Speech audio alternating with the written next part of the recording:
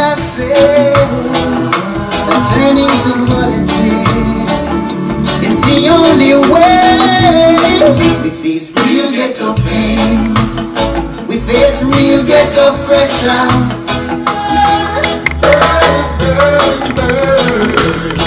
On and on we go, our hits we try to uphold.